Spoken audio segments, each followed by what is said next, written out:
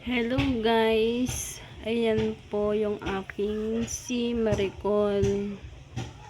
Nakakalungkot po na balita.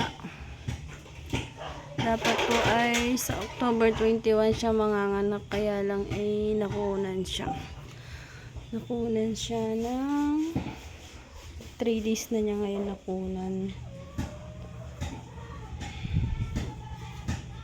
October 21 po siya manganganak, kaya lang nakunan po.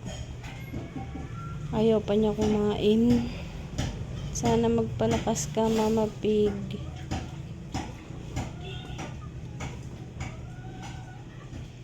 Magpalakas ka po.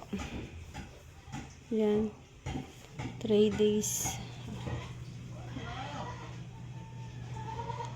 Almost 1 taon na sila walang binibigay na biik. Grabe.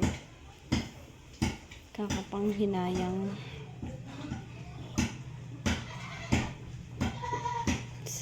I-update ko na lang po kayo kung lalakas ba siya o ano. Sana lumakas para hindi naman sayang.